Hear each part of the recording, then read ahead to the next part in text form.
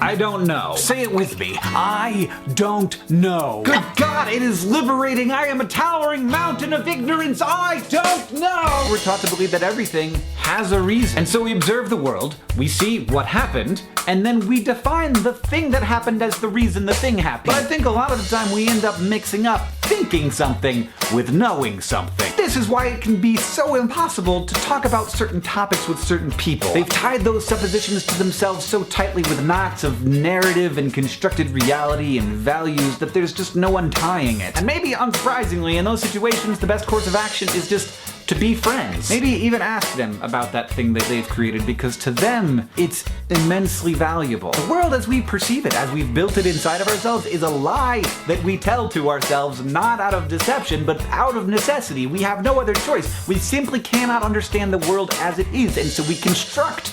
But sometimes I just have to tell myself the thing that is definitely true, the truest thing I can say, which is that I don't know. Never know.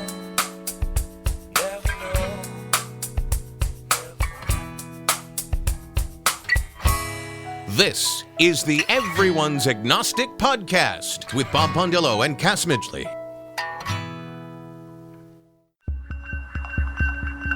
Welcome, everyone, to episode 143 of the Everyone's Agnostic podcast. I'm Cass Midgley.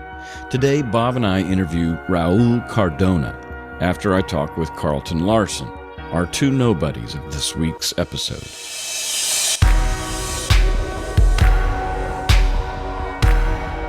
We interview people you don't know about a subject no one wants to talk about. Carlton got his M.Div and became a Lutheran minister for 10 years in Canada during the Christian Coffeehouse boom. He now identifies as a woo-woo, pseudo-Buddhist Christian agnostic, still writes music, and is a truck driver for a living. He talks very candidly about his sexual healing within a 12-step support group and the beautiful frontier of his life after dogma. Bob was out sick for this interview. In fact, Bob was sick for both interviews, but he did sit in on our conversation with Raul Cardona. Raul was not raised religious, but began looking for meaning and purpose in life after being deployed in Iraq. Toward this end, he started reading the Bible, and the Christian story appealed to him, drawn to the idea of a God who loved him unconditionally, in spite of all the wrong he had done. He'd gotten in trouble with the law as a juvenile in the streets of Boston. As his faith grew, he determined to become an expert at defending Christianity through apologetics. He studied books on it and watched YouTubes of Christians debating atheists. This backfired beautifully, as Matt Dillahunty says, and eventually led to the loss of his faith. No big monologue this week, just some thoughts on honesty provoked by the honesty of both of our guests. I'll start with a quote from Sam Harris. I highly recommend his little book called Lying. It's a short read, and yet is liberating in its call to be honest. This quote may or may not be in that book, but Sam is quoted as saying, "One of the greatest challenges facing civilization in the 21st century is for human beings to learn to speak about their deepest personal concerns, about ethics, spiritual experience, and the inevitability of human suffering in ways that are not flagrantly irrational. We desperately need a public discourse that encourages critical thinking and intellectual honesty. Nothing stands in the way of this project more than the respect we accord religious faith. All I'm arguing for, really, is that we should have a conversation where the best ideas really thrive, where there's no taboo against criticizing bad ideas, and where everyone who shows up, in order to get their ideas entertained, has to meet some obvious burdens of intellectual rigor and self-criticism and honesty. And when people fail to do that, we are free to stop listening to them. What religion has had up until this moment is a different set of rules that apply only to it, which is, you have to respect my religious certainty, even though what I'm telling you I arrived at irrationally." Unquote. Someone asked me this week how I lost my faith, and I hadn't actually thought about it in a while, and after thinking a few seconds, the best answer I came up with was, I got honest. Honesty takes courage. It's looking at reality and owning up to where one's life doesn't align with it, and making the changes required to do so, which is often really hard work and can take years. In fact, let's just call it what it is, a life's work. Speaking of a life's work, my friend and former guest on this podcast in episode 100, David Dark, recently said in an interview with John Foreman, lead singer of Switchfoot, quote, "I don't think real love begins till we hold out the messy fact of what we're really up to and into with open hands," unquote.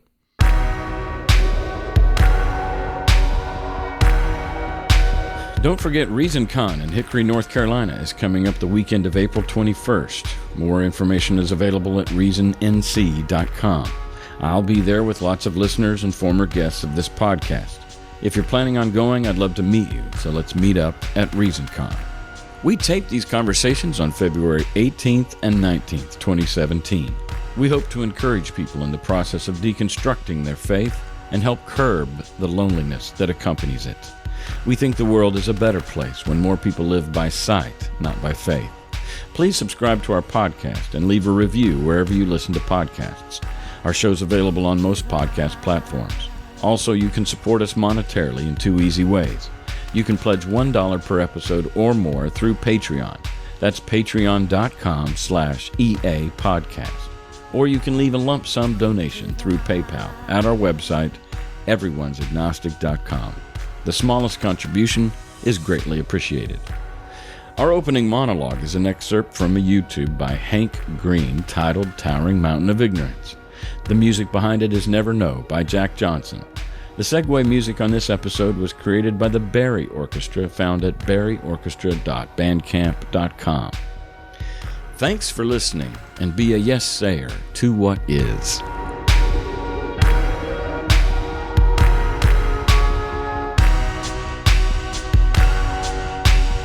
So is it just you today, or is Bob not? Yeah, Bob is sick this morning, so it's just me. Here. I know. Well, pass on my my condolences and my well wishes for him. I hope he's better. I always enjoy his input. Yeah, he's everybody's favorite uncle, I think. Well, he's such a warm person. Oh yeah, genuine as can be. Yeah, I can see why he's your friend. Yeah, we just fell in love with him, and it was at a stage in my life where I was pretty fresh out of Christianity, and to us Christians, atheists are monsters, Yeah, there's a scare factor going on. There is a scare factor, and Bob comes along and just the sweetest, tenderest teddy bear of a guy, So, all right. So, where are you calling from? I'm from Saskatchewan, which is directly north of North Dakota. Okay. So, tell me, how old are you? I was born in 1958, so this year, up until October, I'm 58. Okay. It's a special year, 58 from 58. There you go. And you were a Lutheran minister for 10 years, it looked like. For 10 years, yeah. The ELCIC, or as one of my friends, the EIEIO, the alphabet soup of churches. Well, let's go back in time and talk about your religious upbringing. I grew up in the small town of Midgley, in the little Lutheran church there, which was a sort of a fusion between the German Lutherans and the Norwegian Lutherans. And the main difference is when you sing the "Be present at our table, Lord," the Lutherans like to end with "Feast in paradise with thee," and the Germans like to end with "Strengthen for thy service be," because Germans like to work hard and Norwegians just like to die and go to heaven. Okay. So it was a good cultural experience. So were your parents religious? My mother definitely grew up very connected to the church through her grandmother, or through my grandmother, her mother.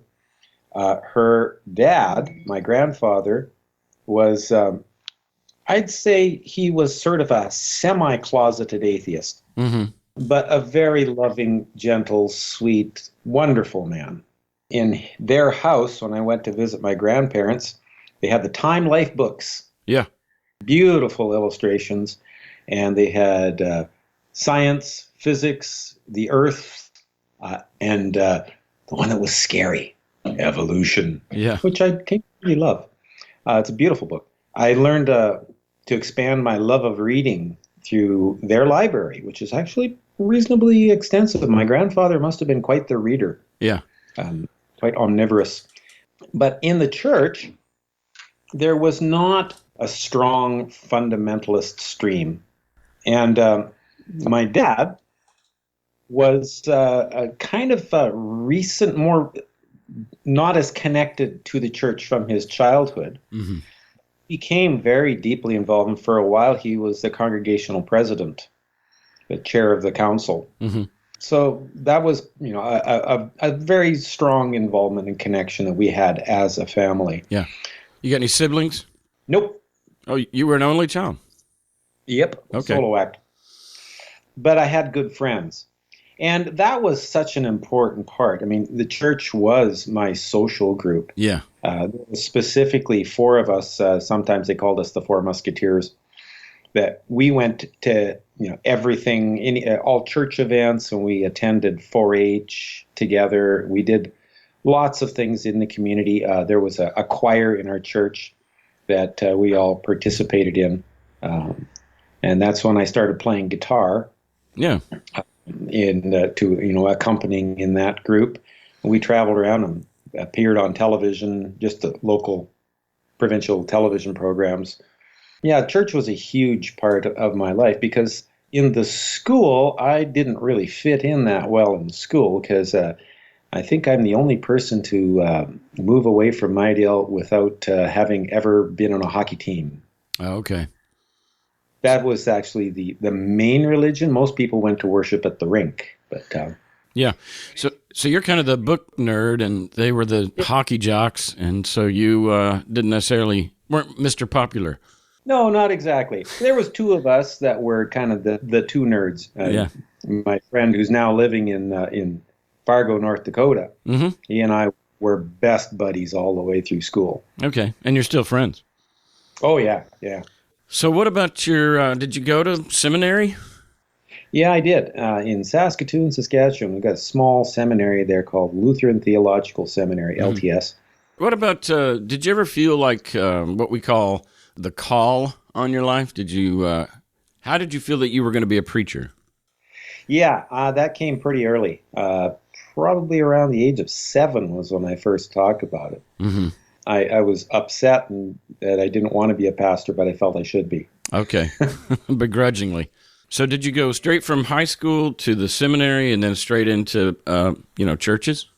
No, I went straight from high school to engineering, which I failed rather spectacularly. Okay. It was a major crash and burn. I had single digits in my calculus, and the smartest thing I ever did was to not go to my calculus final and end up with an absent failure instead of a 9% or lower.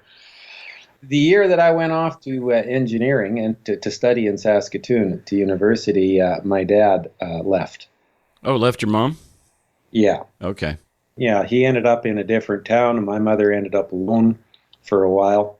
And I just was completely gobsmacked and severely shaken. And that's why you weren't able to focus on the college. Yeah.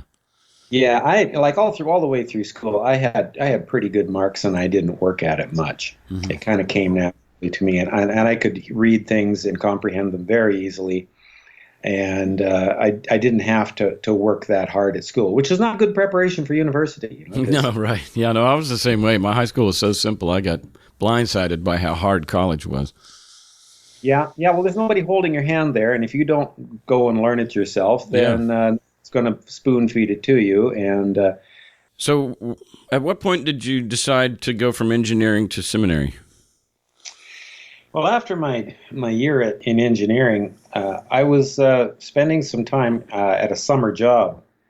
I got a job based on the fact that I had been in engineering at a chemical or a petrochemical kind of industry place. It's called a water flood plant, where they pump the salt water back down into the ground after they drill and pull the oil out. Yeah. I was doing that for the summer, and I spent some time during the weekends, especially that summer, at our local Bible camp.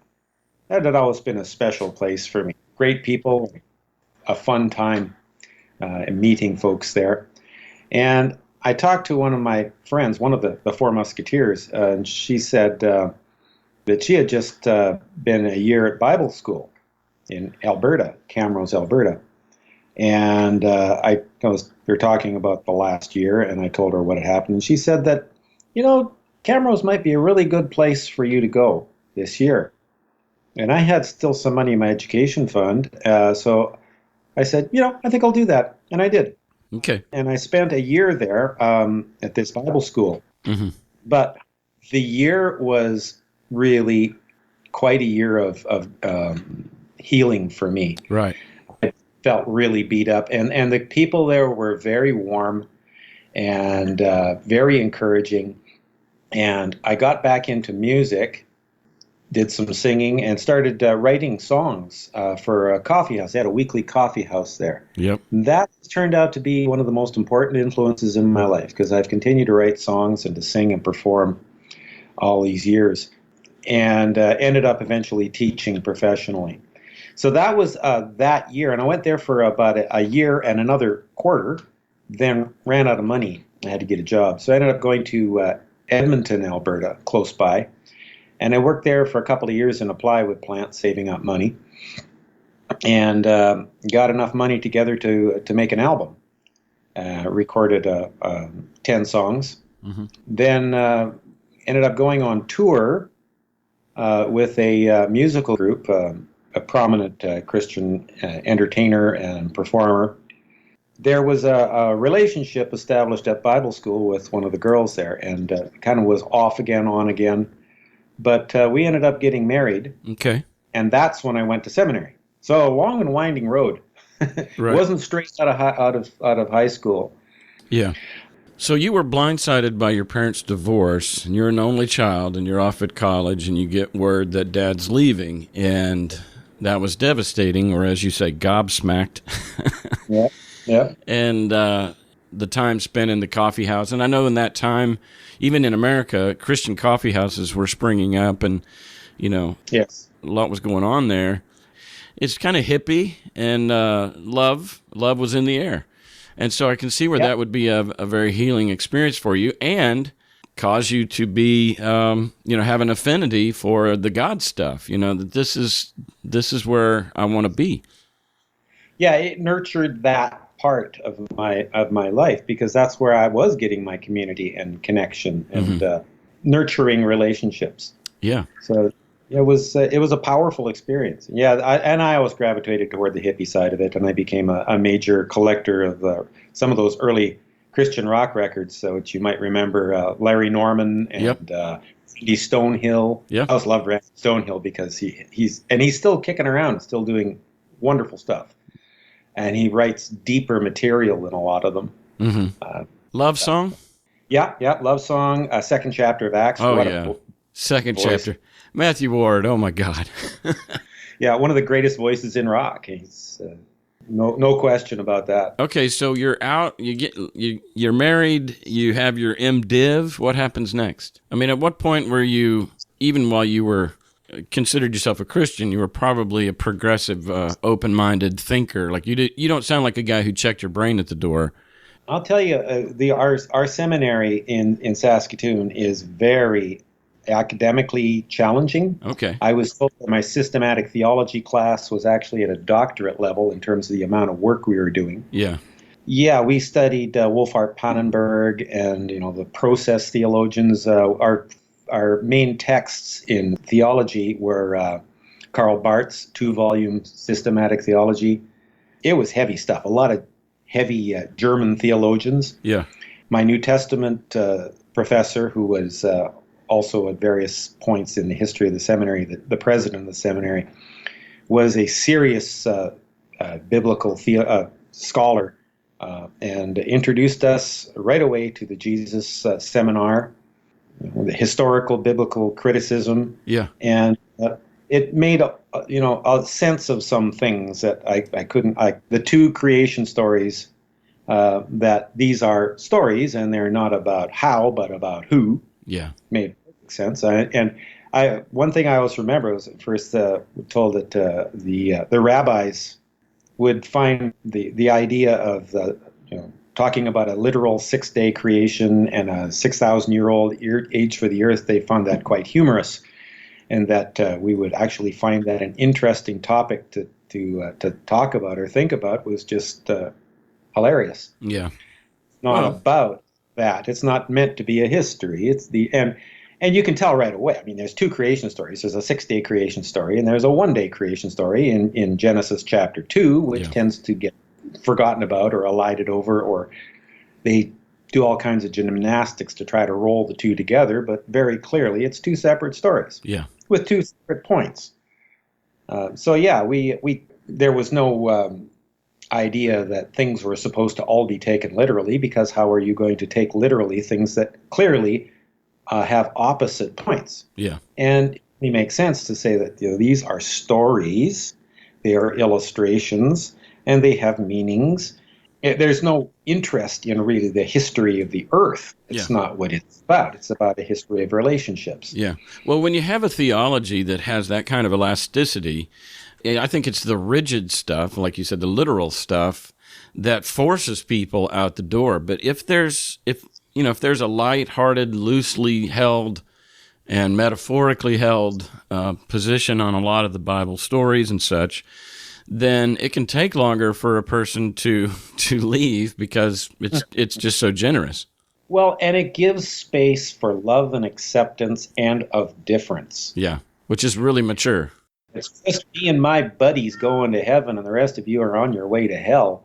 That's an awful place to be. And it's not a place where you can build relationships with anybody who's outside of your closely held cabal of special people who really understand the truth. Yeah, and if you're a person aspiring to have a tender heart and to live your life empathically and compassionately with those around you, the concept of heaven and hell is in the process of building a callus on your heart. It's actually going to produce the opposite type of person that's us and them and divisive and binary, as opposed to an open. I mean, my memories of my Presbyterian minister growing up was he was just such a warm soul and so generous of heart and just loved you unconditionally, and that's what I was drawn to. And then I'd move around to different churches as I got older, and I found some of the pastors to be mean. I found them to be rude. I found them to be exclusive and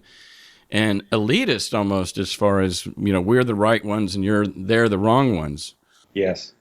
You're probably familiar with the recently depassed Chick and the Chick tracts. Oh, yeah. Yeah, he just died a few months back. Yeah. Oh, I hated those. Quite a legacy. When I was on tour with the touring gospel group, we did one performance in Calgary, Alberta, and we were at a homeless shelter kind of operation, a street ministry. Yeah. And they provided a sort of soup kitchen and a shelter. But after the performance, we went out on the street with these people, and they were passing out tracts, and somebody had this heinous little tract. Yeah. Can a Catholic be Christian?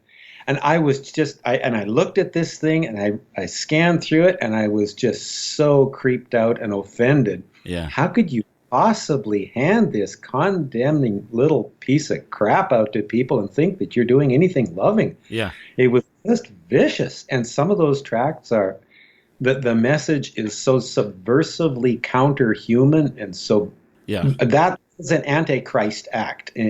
Jesus stood against all of that kind of crap. Well, there you go. You've nailed what was problematic for me, is that I found the Christian church more and more, the deeper I got into it and the longer I was in it, I found the Christian church to be literally antichrist. And I was, I've said it before on this show, I was sitting in my office one time, and this would have been in the, this would have been in the mid-90s. And I'm in my office at a church. I'm associate pastor at this point. I'm youth pastor and worship leader. And I kind of had almost a panic moment to where I was working for the enemy. And that was actually a part of my journey out. I think, it'd be another 20 years before I got out. But it was when I first started seeing signs of the church, the institution, being the opposite of Jesus, the opposite of love, and the opposite of embracing what it means to be human. Well, he crossed over to the dark side, and the church became the Pharisees. Yep. Jesus has had a terrible time with the religious people, if we want to take seriously the words that are most likely attributed to a historical Jesus. Yeah. Was such a person, he was not a part of the hierarchy and not at all in favor of the hierarchy. And whitewashed tombs is how he saw those who are in religious leadership in his nation. Well, and the friends that I have now that I respect that are still Christians, that's where they go. You know, they stick to the subversive Jesus, the political dissident Jesus, you know. Yeah. So tell me about your deconversion as far as, how do you identify now? I know labels are a nuisance, but what kind of labels would you put on your personal spiritual condition? I don't have a really good label, but they're all kind of slippery. But let's see. Let's see if I can come up with them. Loosely affiliated, woo-woo, semi-Buddhist Christian, agnostic. Yeah, okay. That helps. Background. That's my wonderful girlfriend here. You want this? Okay, so let's go back there. You're married. You're serving in Lutheran churches and somewhat of a circuit as far as doing 2 services a day. You served for 10 years. I mean, was there a point in which you said, I can't do this anymore? Well, I did my 1 year plus about a year and a half of internship, which was a very, very low-paying kind of thing. Yeah. And then went into my first official parish. That was interesting because I was put in a small city. It's like 12,000 people up here is considered a city. Mm-hmm.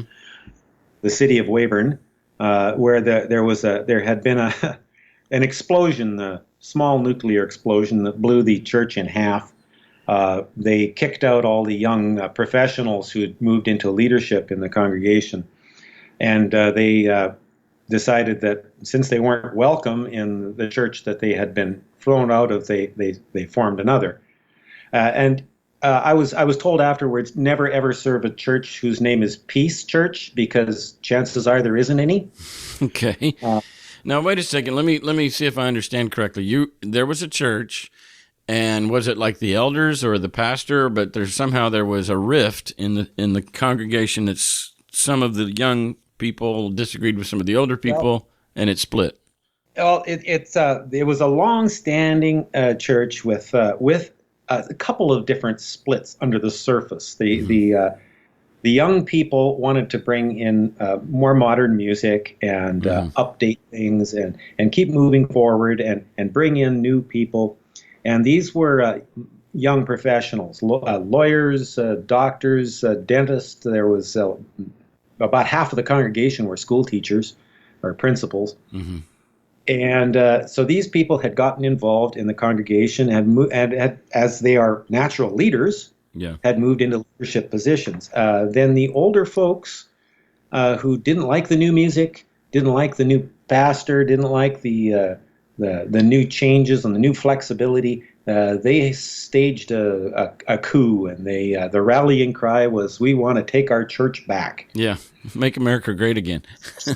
They had a Trumpian moment, and they overthrew. They had a meeting at which they had a congregational vote, and they pulled in all the shirt-tail Lutherans who nobody's seen for 30 years, and they had this staged vote and voted to censure and disapprove the council and against the pastor, and they took their church back. Yeah. So I ended up being the second pastor for this pushed out bunch. Okay. So my friend had been the sort of Moses leading them out of the wilderness, and I became Joshua, who was supposed to establish the kingdom in the new land. Yeah. But the fact was, they were just deeply wounded. The congregational treasurer had been severely defamed. He was one of the most honest and moral people I've ever met in my life. And he'd been accused of all kinds of things, completely groundlessly. Mm-hmm. So these people were very wounded by what had happened. And they were fearful. And they realized that, they were kind of in a fragile position, and they were afraid. Yeah. When I joined there as their pastor, things were just booming and taking off. And there was so much energy, mm-hmm. and there was so much love amongst those people, and they were, pushed together. And doing a wonderful job of caring for one another. But they had gotten into this small church with cheap rent, a rent-to-own thing of an old church, and within a few months of me coming there, because I was young and had new ideas, and I was giving the contemporary music that they were interested in. I had written a rock liturgy, which we were using, and it was going over really well, and we were having a blast. And it was a booming thing. But the problem was we'd gone over the 80% rule. You're probably familiar with that. No. Once your building is more than 80% filled on a Sunday service, there is no longer room for 4 people to come in and sit together because you don't have those spaces, right? Yeah. You hit the wall as far as welcoming in new people. And we had gotten to the point where quite literally there was standing room only. There were people standing on the sides, chairs beside the pews, and everything was filled, and it was just exciting. Yeah. But they were afraid to move into a bigger building and afraid of taking on any debt. And I found a building that would have been really suitable, but they decided to stay where they were, and it stalled. Mm-hmm. And some of the new people started drifting away because there wasn't room for them to plug in. Mm-hmm. I suddenly no longer was the golden boy, and some people within the congregation decided that maybe I was the problem. Mm-hmm. And there was a meeting at which I was asked to leave while they had a vote on me, and I walked into the snow, and I called my bishop and said, I've lost the confidence of the congregation. Yeah. I need to move. Man, all of this is so familiar to me. Oh, it was so painful. Yeah, well, and it was painful for me too, and this whole voting and splitting and divisive, nature of the church, politics. Oh, it's just you're triggering me a little bit right now. Well, the thing is, the stakes are not life and death; they're eternal life and eternal death. So, church politics is the world's dirtiest politics because the stakes are nowhere higher. Right. Yeah, the need to be right is unparalleled. All right, so we're going to have to move a little quicker, but let's get to the point where you... So I spent years then running a motorcycle shop because I was then without a call. Okay. And went into another congregation, and after those 2 years, and at the end of that one, there was a lot of stuff bubbling underneath the surface of me. Mm-hmm. And I don't think I dealt with things completely. I ended up having kind of an emotional, spiritual, and moral breakdown. Okay. I ended up having an affair, Mm-hmm. which blew up the marriage, and it never did heal. Yeah. My wife, soon to be ex, was from a more rigid background in her spiritual background, and she just was not able to move on, was not able to forgive, and decided that, in her words, forgiveness means not killing you yet. Yeah. And that just became not enough, and I just couldn't. I couldn't stand it anymore. We couldn't argue because she would call the police over, and when I would be awakened from my cot on the floor at 3 a.m. and told that there was a domestic dispute in the house, and I'd have to leave. And about 3 times of that, I decided, no, I'm just not going to come back. It's just when my youngest graduated, then it was time to move on. Okay, let's talk about your children. How many children do you have? 3 boys. Okay. They're wonderful, and none of them really have much connection with the church. Okay. So you waited until the last one was out of high school and then moved out? Yeah.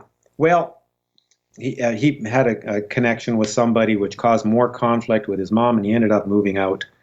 And he was on his own, and that's when it was time to go. Okay. So, what year did you divorce?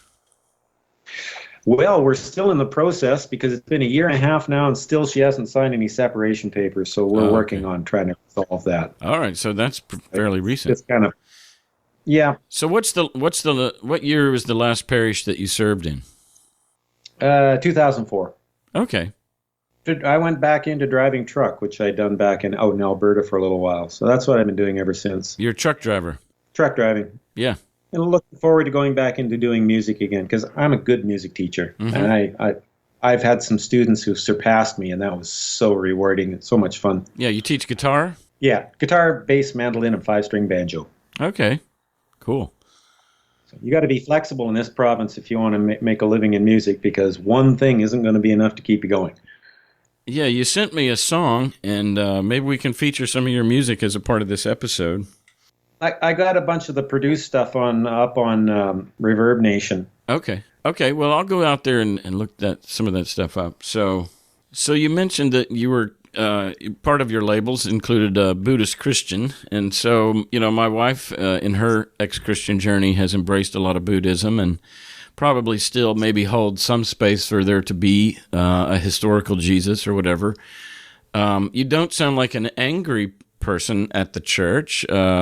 I mean, I know it was painful, probably, to leave and to deconstruct things and to realize that maybe you'd given your life to something that wasn't quite as true as you thought at the time.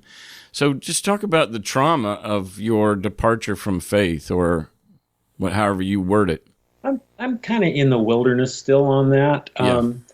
I do think there is some extra biblical evidence that there was a historical Jesus, and not a lot, but it was obviously a very minor figure at the time. Mm-hmm. And there's so many layers that have been troweled on, especially after Constantine.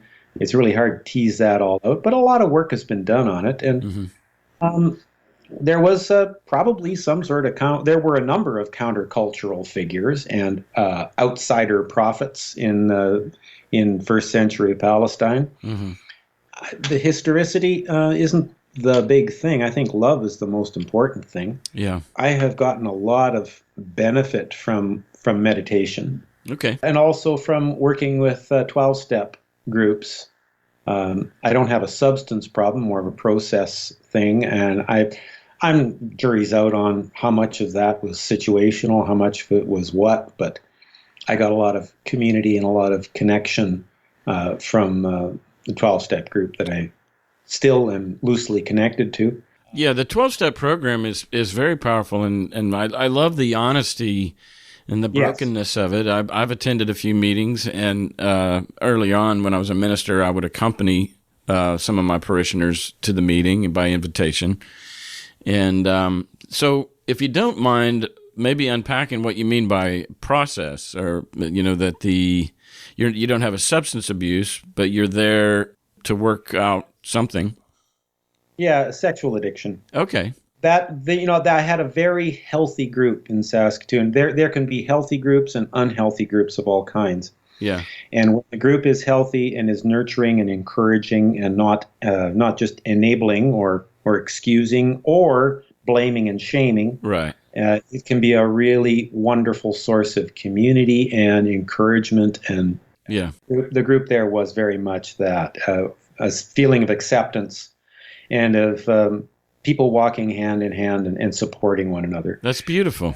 I was healthy. Beautiful, yes. Yeah, and it is, I mean, we are complicated creatures, and so if the program isn't nuanced to accommodate, some grace and some compassion and some generosity towards the person, and yet still holding their feet to the fire or keeping them honest, and how that can be done in a way that's non-judgmental or shaming or blaming, and boy, if you found that, then you've hit pay dirt. Exactly. The journey for me actually has been slowly over the last few years dealing with some of the shaming that I'd internalized. Yeah. I got the message, sex is horrible, bad, and dirty. Save it for someone you love. Yeah. And I had internalized that, and I had a really conflicted and confused and broken and misunderstanding relationship to my own sexuality, such as I always thought of myself as being unattractive because I hadn't had that affirmed, that my attractiveness and my ability to please someone was denied and suppressed and hidden for many years. Yeah, I was really dysfunctional relationally for most of my life. Yeah. And turns out I'm not as dysfunctional as I thought I was. Yeah, that's right.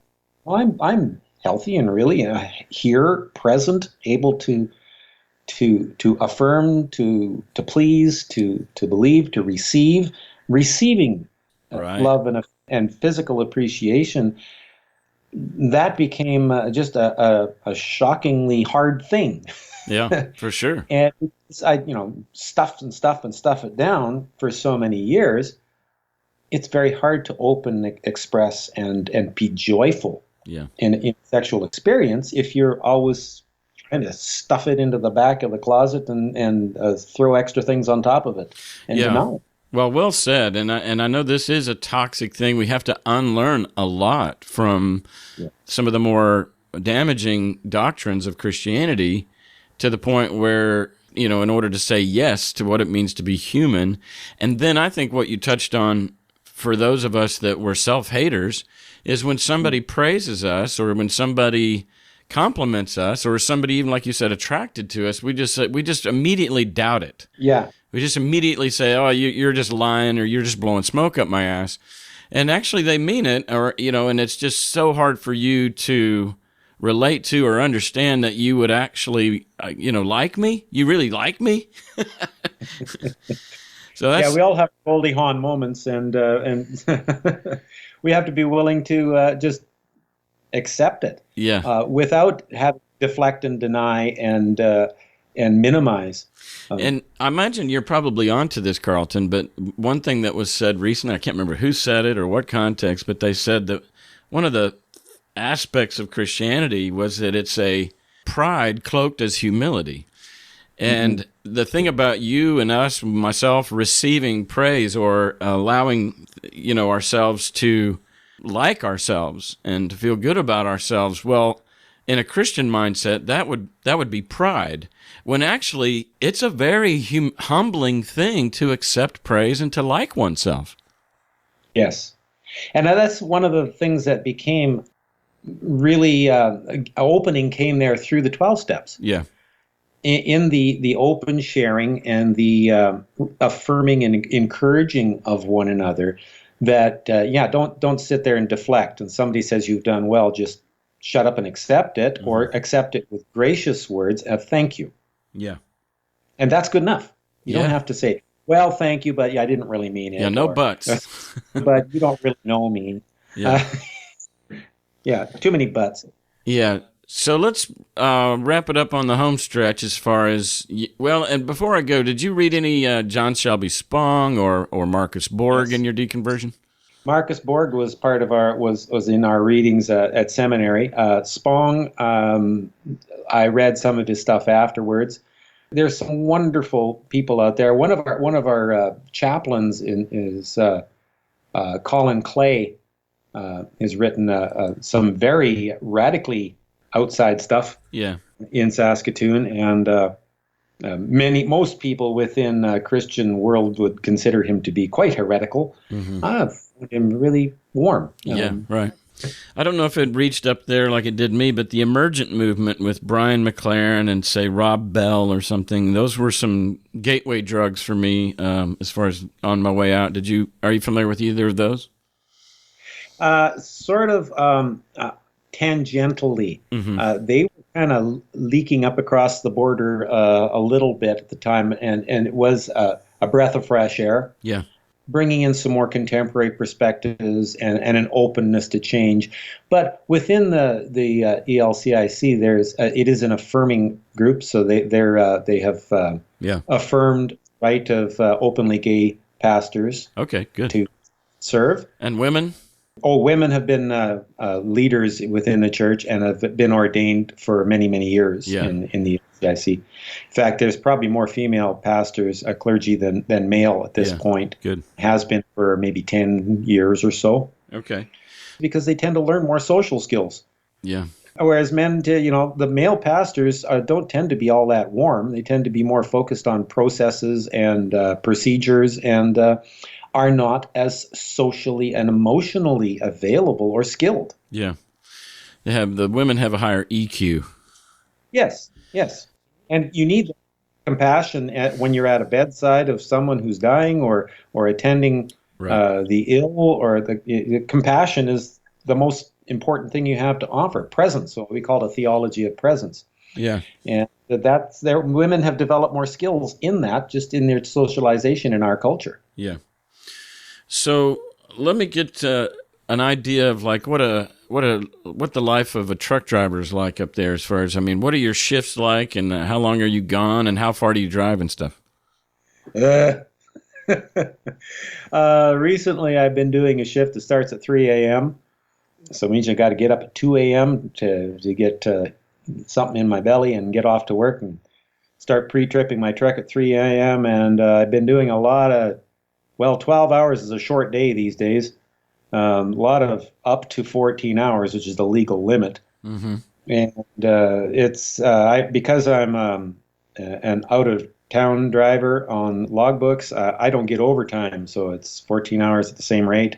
Oh, wow. It's been good to get out of town. I've been putting on some highway miles because I get paid a little bit more for that than I do for a straight time. But yeah, it's a little grueling, and it's going to have to change as of May 1st because the regulations for the summer don't allow me to pull combinations with two trailers during the day, and they're going to have to get somebody to come from the other direction.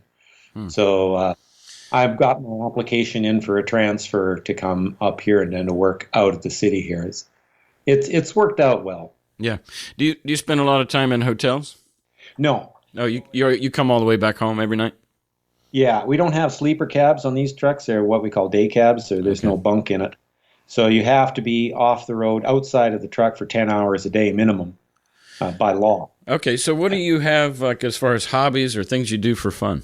I'm hoping to get my recording studio and teaching studio put together here this afternoon. I got some 10-foot 2x4s that are together, and I got some 8-footers to put to them, and I'm building the studio. And my wonderful girlfriend and I love to go for walks and go canoeing. We went out to her hometown this summer and spent a week out there canoeing and enjoying the beauty of that incredible lake. Mm-hmm. And fishing and skiing. We've gone once this year, but we go play floor hockey on Friday nights, which shocks my mother. Yeah, because you never were a hockey player in high school. I was a hockey player, but we play floor hockey on Friday nights, and that's a community of people we have fun with and go out for beer afterwards. Got to watch the beer because I get gout if I have too many dark beers too many weeks in a row. Okay. Well, Carlton, I appreciate you sharing your story, and wish you the best, and thanks for coming on. It's been a pleasure. I told you, I binge listened up to the present, and I think I've listened to every single one of the podcasts. I always get something interesting and encouraging out of it. Yeah. And it's a process of changing one's life and looking into a new future and letting go of the old, and I'm kind of still searching out where I'm going to land. And I don't have to land in any one place. I can just be open to what is. Yeah. I like your, just say yes to what is. Yeah. I'm never going to have a complete grasp on what all is because it's a big universe and I'm just one little small, bit of it, a little chunk of matter in a corner here, watching what all the wonders that come in. Yeah. But it's wonderful to be loved, and it's wonderful to give love, and to be in a healthy relationship and find out what that's like. Yeah. It's a delight and a joy. Yeah. And I'm keeping in contact with my boys and watching them grow up and trying to be there for them and be available. And just whatever happens, I'm enjoying life. Yeah, you sound great. I meant to ask you this earlier. Are either of your parents still alive? Yeah, both of my parents are alive. Okay. You have a good relationship with them? Oh, yeah. They're really happy for me in making this change. I was married for 33 years, and the last 10 years were just plain miserable. Yeah. No, it wasn't healthy for either of us. Probably I stayed too long, but I stayed as long as I had to, and there's no point regretting because I can't change that. Yeah, well, so there's no did point. What I had to do at the time, and I'm here where I am now, and I'm just glad to be happy. Yeah. And I'm glad to have found the technology of the mind that I've learned in meditation and learning how to kind of look at what's going on in there, and Don Miguel Ruiz stuff from the Four Agreements, And that's it's good to kind of figure out how this thing on top of my neck operates. What's going on in there? And last night watched the movie Inside Out, and we laughed so hard. Oh, what a great movie! And wept and laughed. Yeah, it's so true to the way the mind works. That committee in the head that keeps arguing about things, and it's all this stuff. If you can sit back and watch it go on and just find it amusing, it's a lot better than just getting submerged with it. Yeah. Well, and you mentioned that you don't have to know what is. You don't have to land anywhere soon. The pressure's off. Religion kind of creates a pressure to be right, and you've released that. And then secondly, this whole thing of not taking yourself too seriously. And it's just a wonderful lightness. I'm sure the weight off your shoulders was enormous. Yeah. Well, I'm happy for you, Carlton, and like I said, I appreciate you sharing your story, and I wish you the best. Yeah, and say hi to Bob. Yeah, I'm sorry he couldn't be here for that, so. Yeah, hopefully he's feeling better soon. Yeah, all right. Bye-bye. Thanks, Cass. Bye.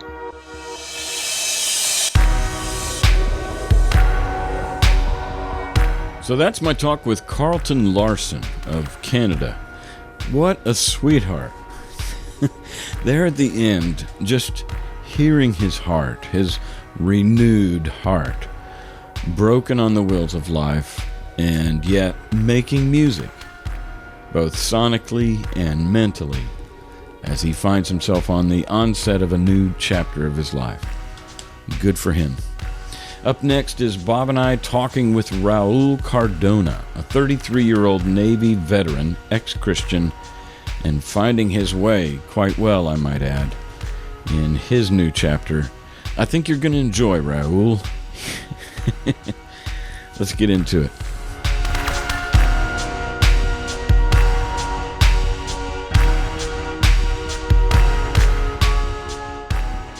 Sounds great, though. Great. Are we pronouncing your name right? Raul, yeah. Raul Cardona. Yeah. What nationality is that? Or are you? Well, I grew up in Boston. My mom is from Boston, but my father, he's an immigrant from Honduras. You're in Pensacola? Yep. Yeah, I've been stationed here since around June of 2015, so about a year and a half or so. Okay, so you're a military guy. What branch? Yep. I'm in the Navy. I'm a registered nurse working at a hospital over here. Sweet. How awesome. Our second male nurse on the show. That's awesome. Yeah, I know. I listened to that guy recently, the redneck guy. He was so funny. Yeah, Steve Dykes. Mm-hmm. Yeah, he is a funny guy. So, military, Navy. My dad was in the Navy. Oh, cool. How old are you? 33. Okay, cool. You're married with 3 kids. Yep. What ages? My youngest was born this past November, so she's only like 3 months old. And then I have 2 older boys. The oldest is 3.5, and then I have a 2-year-old.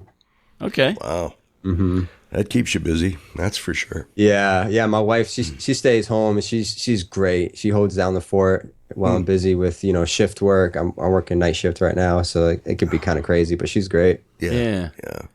And, well, forgive me, I have a cold, but I do too, actually. I was gonna give the same caveat if I sound stuffy. Yeah. No, you sound great, actually. I sound pretty growly.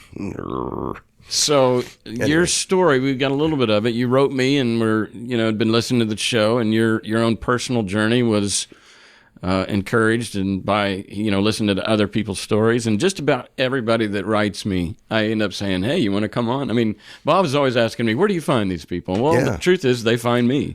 Wow. And the listenership just keeps growing. We break records every week as far as new listeners. Right. And another thing about these new listeners is that, unlike myself and so many of our guests that have been deconverting for 10 years or so, a lot of them are within the year. Yeah, that's very true. Yeah, that's interesting. Mine is actually pretty recent too. Not within the year, but close to it. Probably just over a year. Yeah. Really? Isn't that something? And you, we'll get into that part of your journey, but you were working, at least exercising yourself to become and were an apologist for Christianity.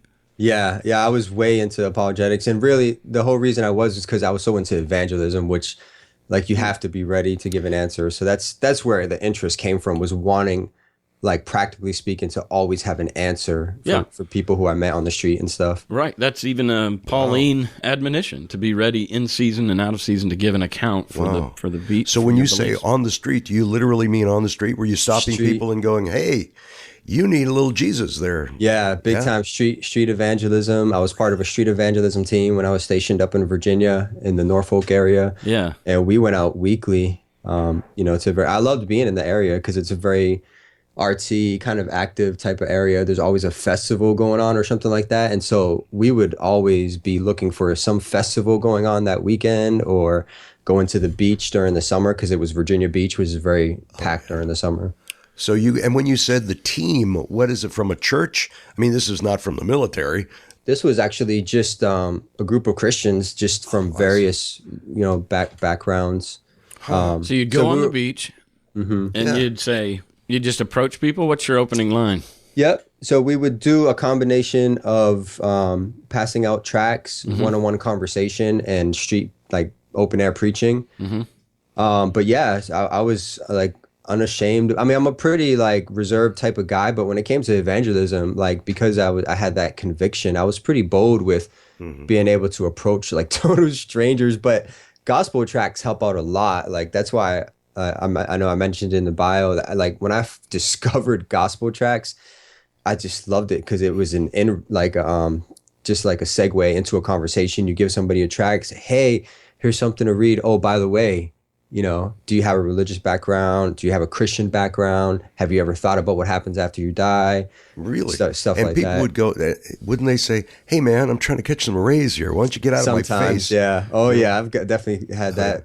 And what do you do? Get out of there? Just leave? Or? Yeah. You respect them. I mean, it's interesting. Like, part of my growth as a street evangelist was learning to take that with, with grace, because there would be some evangelists who were just unsavory with like kind of their aggressiveness, and they just couldn't take no for an answer sometimes. Yeah. Kidding. Well, one of the unsavory examples are these guys that come to college campuses and they're hellfire brimstone, and they call the women sluts, and whores and stuff. I've seen that.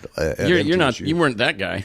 No, we weren't. But those guys would always be like at the events that we would go to. Like, they were always at the beach every weekend. They were at the big time festivals. Sure, and always videotaping too, because somebody's going to say, hey, fuck you, get out of my face, go away, that type of stuff. And of course, that's the stuff they're going to put up online too, because, we're persecuting Christians by doing that. Yeah, how persecuted they are. How terrible, yes. So Oh, dear. let's go back to your childhood and how were your parents religious and that context? Sure. Yeah. I did not grow up in a religious home. I grew up in the Boston area. I grew up in a city just north of Boston called Chelsea. It's an immigrant town, lots of big Central American population. Like I said, my father's from Honduras. My mom is a Boston native. But I did not grow up in a religious home. I grew up with just my mom. There came a point, like, Catholicism was real big in the Boston area, in the Northeast. Irish Catholic. Yeah. So there came a point where, I'm not sure why, but my mom sent me and my little brother to Catholic church for a season where we went like kind of regularly. I had my first communion, but it didn't really last too long. And like, the home itself was not religious. Like, we never talked about that kind of stuff at all, really. What age did your dad leave for you? Probably, I don't know for sure, but I was too young to remember now. Okay. So, I don't know, 4, 5, maybe. Really? Do you have a relationship with your father, or Yeah. not at all? Yeah, good. Yeah, I do. He lives in New Orleans, so that's one benefit to living in here, because he's only 3 hours away. Yeah, so. not too far. Yeah, Yeah. great. But so anyway, not too religious of a home, but for me, I started to think, like, I kind of call myself like philosophically minded, because I do tend to think, ever since I came to that certain age as a teenager, I do tend to think about the big questions of life. And when that point came for me, it was like around 16. I was just a troubled youth, I guess you could have called me, but I was locked up several times. What'd you do? Several things. I mean, just getting caught up with the wrong crowd. I mean, growing up in a single mother household, you don't have a lot of like, just, I don't know, role models or whatever. But anyway, so I guess I was kind of susceptible to just being influenced. But, fighting, stealing bikes, drugs. I stole a car once. Wow. Anyway, but my point in saying all that is to say that at one time when I was locked up, there was a weekly Bible study that this church did. Every week they would come to the place where I was, and they would do a weekly Bible study. And I just found myself drawn to it, and I was kind of looking for answers, and I was dissatisfied with just the way things were going with my life. It just wasn't working out. There's got to be more than this. Answers. There's got to be, right. Why am I here? Yeah. Exactly. Ontological questions. Yeah. I'm just like that.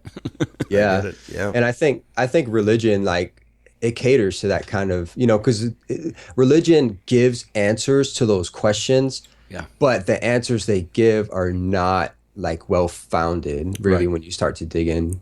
Right. They're not. But you did dig in, and you got good at defending the faith.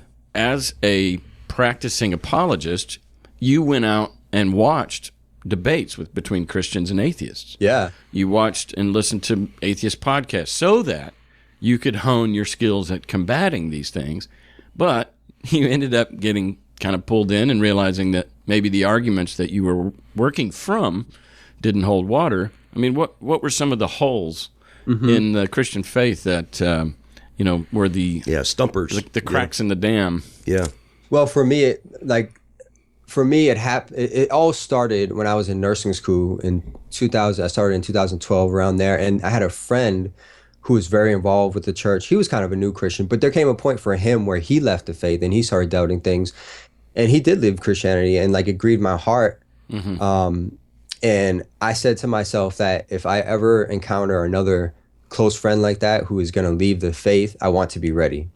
And so that for me, that's why I was already big into podcasts and stuff like that, but I started looking for like atheist podcasts in particular because I wanted to listen to them. I wanted to be ready to give an answer to whatever they could throw at me. And I want to be able to repeat their arguments back to them and give a well thought out answer. Great. So that's where it started. And then throughout nursing school, I did that. I went through this process of digesting our atheist arguments, thinking about them. And for a while, it didn't really, it didn't faze me for years. I probably went through this for about like 2 or 3 years or so, and it never fazed me. I thought it made me stronger as a Christian. But isn't that interesting, Raul? You're going through nursing school, which is heavy science. I mean, you're learning all the scientific stuff, death, life, helping people, all that stuff. And then you've got this other part of your brain, working on this other area, this more philosophic area. How weird, and never the twain shall meet, huh? They didn't cross paths at all, huh? Yeah, I guess so. I probably going through nursing school made me more scientifically minded, I guess. I'm not naturally scientific, but yeah, it probably taught me some things about how to analyze evidence. Yeah, I mean, if I go into a hospital, I hope you'll help me not pray over me. Yeah. If you know what I mean. Apply some science. Yeah, help me, please. So, yeah. Raul, when you were watching, I imagine you saw some William Lane Craig. Yeah, he's probably the chief Christian apologist. He's a big apologist, yeah. Yep. Oh yeah. I would have said he was probably one of the best out there as far as answering some of the philosophical challenges of atheism. Is it Tim Keller also? Yep. He's another one who uses kind of a similar approach. Yeah. The church I was going to at that time actually did a series by Tim Keller where it was a wonderful series, but it was where he invited a group of non-Christians around a table, and every week he would have these like discussions with them, just like across the table. It was his approach is great because he ministers in New York City, so he's like forced to not be like the Bible Belt combative, like Bible thumping type of apologist, and he's very gracious. And this was all on film, and your church rented the videos and watched them together. Correct. Yeah. Okay. And then what about on the other side, like Matt Dillahunty or what? So interestingly, you mentioned Matt Dillahunty. His show just so got under my skin as a Christian. Like, right. It's a call-in show. Yeah. So Christians call in, and he debates them kind of on the fly like that. Yeah. He really debates them. Yeah. And like, I felt like he was kind of rude a lot of the time, and I listened to it in spite of that as a Christian, because I was like, if I ever run into this kind of like foaming at the mouth kind of atheist who just does not respect his opponents and mischaracterizes them and bullies them in the conversation, like if I ever run into that, I was like, I did not want my emotional reaction to cloud my ability to reason with them. And so I listened to it just for that purpose alone. Yeah. Wow. Because it was getting under your skin, and you didn't want it to get under your skin. You wanted to stay rational and be in control of your emotions. So by subjecting yourself to it over and over again, you could maybe get used to it enough to where it wouldn't rile you up. Sure. Yeah. My favorite were like the more friendly ones were like mutually respectful. Yeah, like Dogma Debate was the guy who hosts that, David Small, he was my favorite atheist as a Christian, because I really felt like he respected the people who came on his show and stuff like that. Yeah, he is really good. Yeah, he's very funny too. Smalley. Yeah. Yeah. Yeah. So you're in high school at 16, you start to dive into this stuff. Even, I know for myself, I became more religious than my parents because of my zeal. They were kind of comfortable social Christians, and I was like, no, this is a big deal.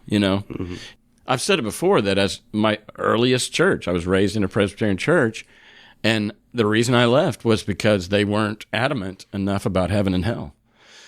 Wow. And evangelism. And so I was like, y'all are pansies. And, it was just almost a machismo to being a warrior for the Lord, or, those military terms and things like that. Wow. So you're in nursing school. You got this Christian friend that you watch, leave the faith. And you're like, next time I have a friend that's going down that path, I'm going to be ready. Right. Yeah. So for me, like my journey out of Christianity, like all centered around the Bible. And that's because as a Christian, I was very much Bible centered. Yeah. And so I just loved the Bible. I loved theology. I loved learning about who God was and how he operates and stuff like that. So I was so into the Bible. Biblical theology for me was big. Coming from a Reformed perspective, a lot of biblical theology comes from that perspective. Presuppositionalism, as far as apologetics go, that's also kind of Reformed distinctive that I got into. But the problem was, like, I heard these objections coming from atheists about the Bible, and for a while they didn't faze me. But there came a point where I ran into one issue in particular that kind of shook me enough to start re-looking at some of these other ones. Was the issue of the historicity of the Exodus account, where I read a book on it from an archaeological perspective, and I saw that the argument that the story as told in the Bible was about how Israel was delivered miraculously from Egypt and all that, like that story and the idea that it didn't happen the way the Bible says it did, is not like the opinion of some like Bible-hating, God-hating atheists. This is just the consensus in large part in the field of archaeology. And there's like good reasons why somebody might think that. And that shook me, because I was like, if Christianity is true, if the Bible is true, that can't be the case. There's no way I can make that fit into my paradigm. So it was history that did it eventually? Or so isn't that well, that was like what cracked the dam. Oh, I see. Yeah. Okay, I'm going to call timeout for a second, because I'm hearing something in the house here that I think's coming through. I can't hear a thing. I guess I'm stuffed up. I don't know.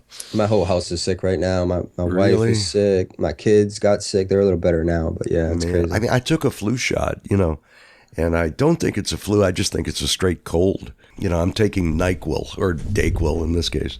That stuff makes me feel so loopy. I know, doesn't it? And I'm loopy enough, and I got to take that times 2. Go ahead. Speaking of loopy, what kind of drugs did you get into when you were a juvenile? I was mostly just weed, honestly. I experimented with, once or twice I took some acid.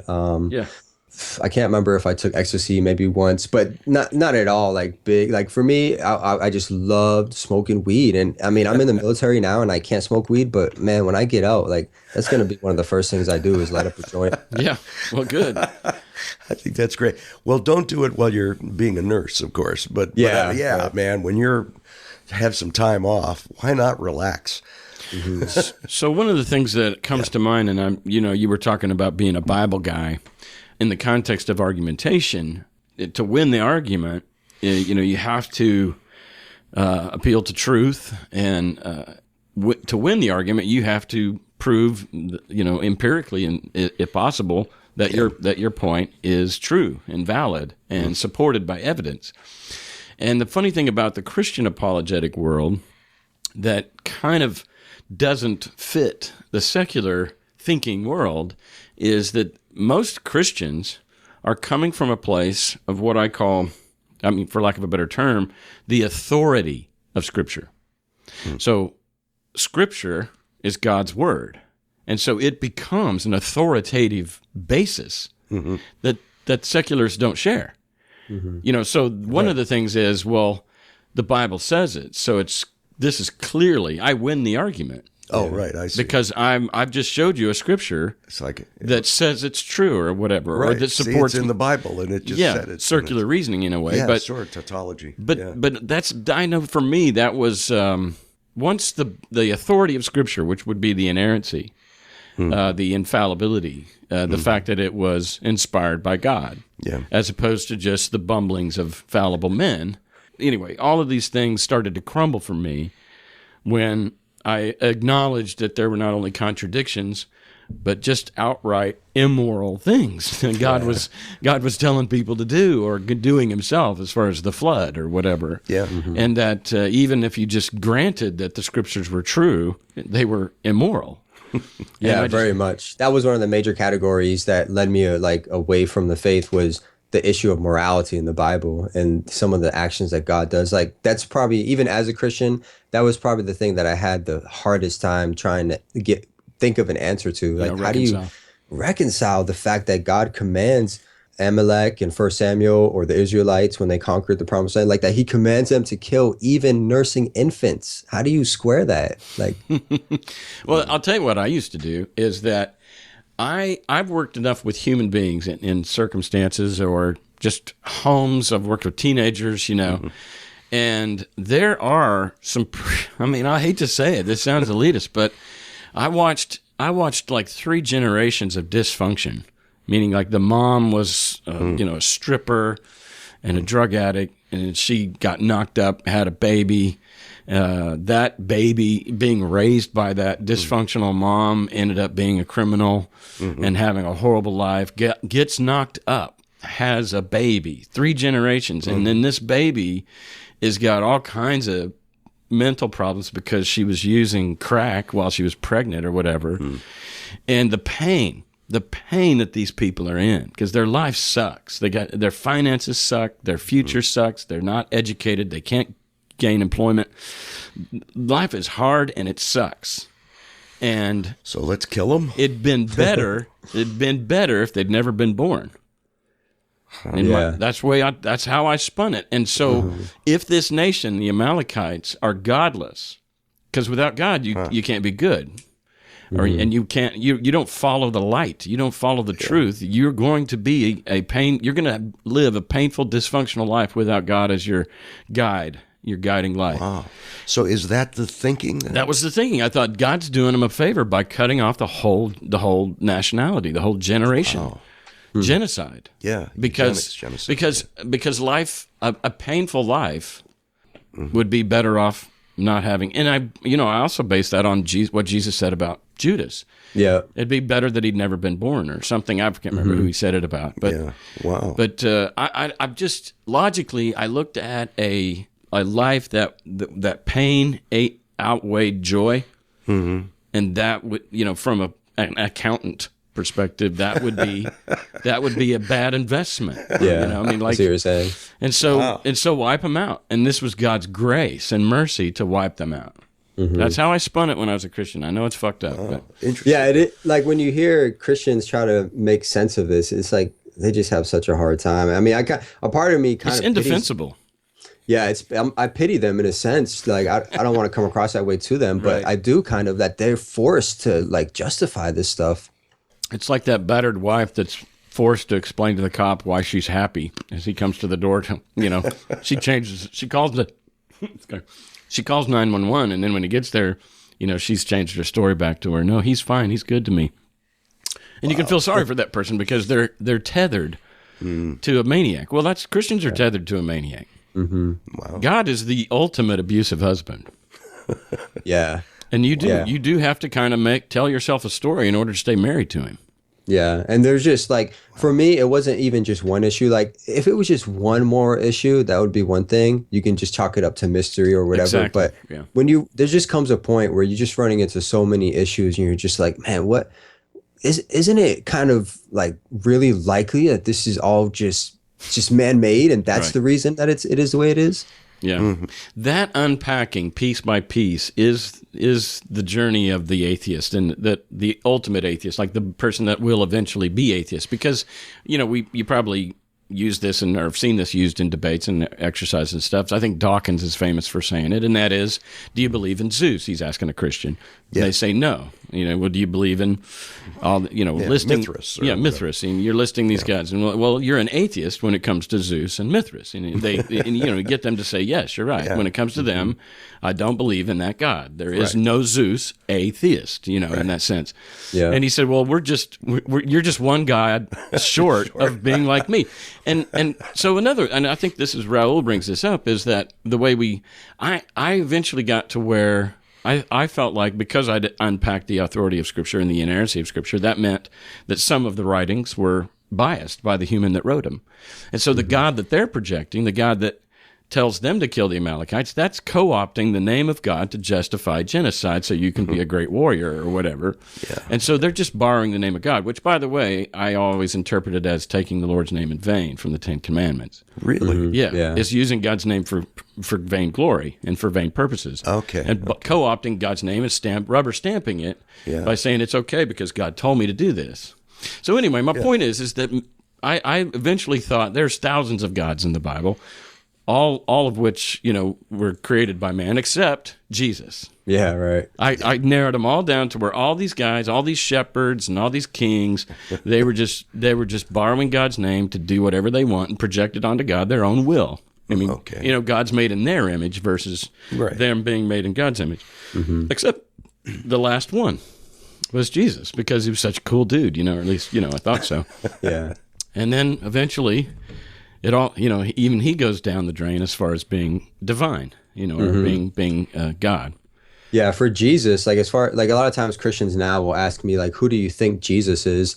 And they'll say that's kind of like the main, like the crux of the issue. And like, for me, one thing that convinced me that Jesus was not who he said he was the fact that he gives a false prophecy in the Gospels where he says that he would return within the generation of the people who were standing there. Right. And like, that's another issue. When you listen to Christians try to make sense of this, none of the answers work. And it just when you step back from all that and you just ask yourself, how likely is it that the reason this sounds like a false prophecy is that it really is a false prophecy? Yeah, right. That's just what makes sense. Yeah. Well, he was an apocalypticist. He believed, just like you said, the world will end and soon within your lifetime, and it didn't happen, of course. And they've been saying it ever since. Yeah, so we're still waiting. Yeah, and that you're right. That's a big hole. I mean, that's just like eventually, and this is the way I feel about like Mormons, because Joseph Smith was such a charlatan. Just literally, I mean, nobody denies that, and yet this is the founder of your religion. And again, you talk about that pity thing you feel, Raul, is like, man, you guys have to do a lot of gymnastics to stay loyal to this. Yeah. And eventually Christianity was just as weird to to me as Mormons. I mean, it's like I was as a Christian, I was able to feel superior to Mormons. Yeah. I mean, eventually you realize the plank in your own eye. Exactly, if you will. Exactly. And I think it was that way of thinking that kind of like made me look critically at my own faith, because we act like, of course, I was involved with apologetics a lot, but like we used to have Mormons over the house like frequently, like regularly. You would have these Mormon missionaries who I met either on campus or wherever, and I would not hesitate to invite them out to lunch or say, hey, come over and meet my family and let's talk, which they happily agreed to, especially as like single young Mormon missionaries who don't eat ramen noodles like every day for breakfast, lunch, and dinner. They're like, a home cooked meal, I'm there. But we used to have them over, and like I got really good at poking holes in their like obviously man-made religion, and like it conditioned me to notice that kind of stuff. So when I started to see it in the Bible where it shouldn't be, that's where I started growing more and more skeptical. Wow. Well, when you get eyes for man-made stuff and you're getting skilled at differentiating between man-made stuff and truly divine stuff, and then you turn around and look at your own religion with those eyes, with those skilled eyes, and you're going to see the same holes, and that's what happened. So was that it then, Raul? It was it was that one thing that, you know, the historicity of things, or was there? That was the beginning, and then, you know, things sort of opened up from there. How did? Yeah, that was just the beginning. Because I always tell, like, when I talk with Christians now, I make clear that for me, it wasn't just one issue.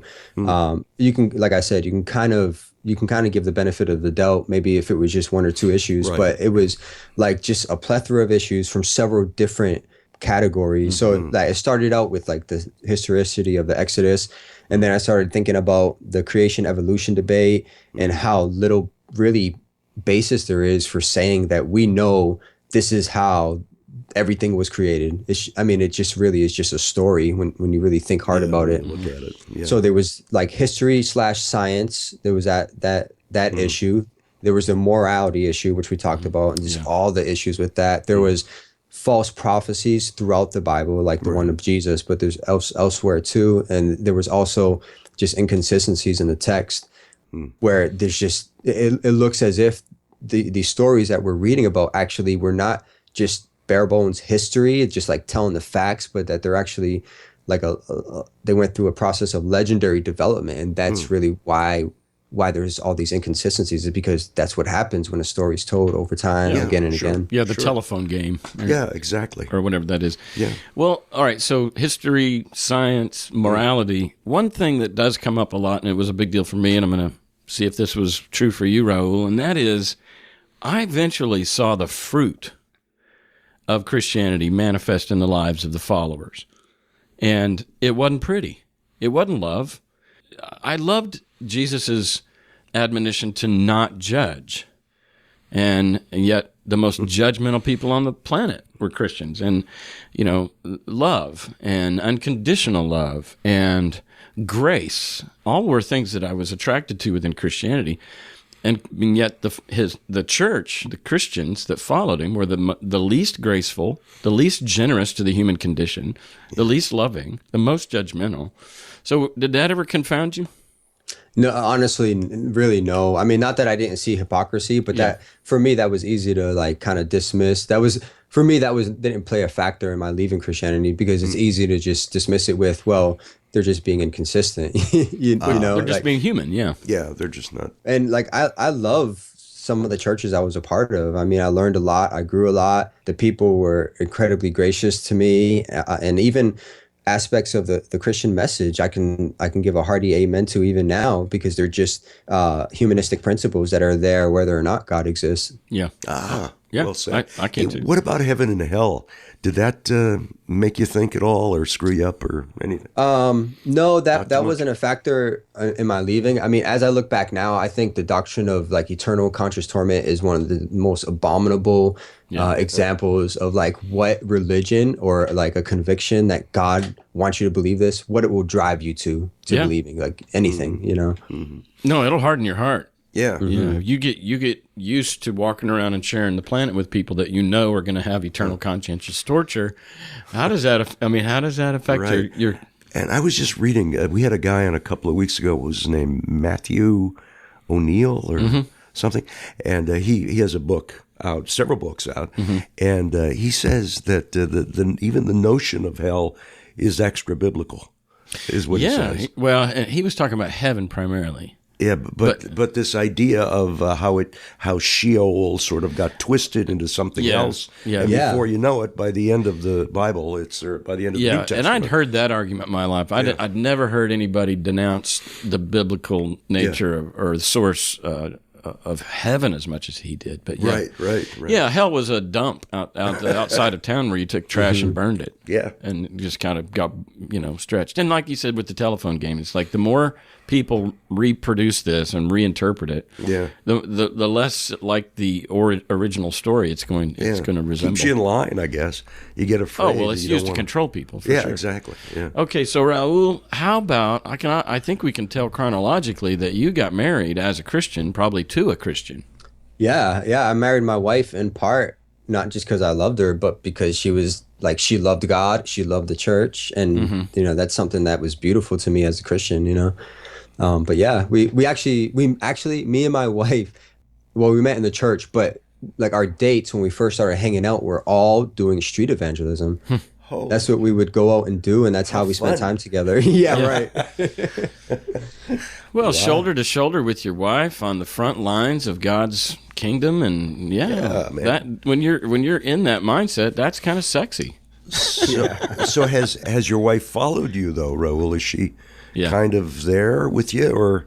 She is. Yeah. I mean, I remember when I first started doubting my faith with the historicity of the Exodus issue, and I was going through that book, and I started realizing that, man, I don't know. I think this is a serious issue. I don't know if the Bible really is God's word. And I remember having that conversation with her for the first time when I came home from work one day and laying it all out before her and letting her know the doubts I was having.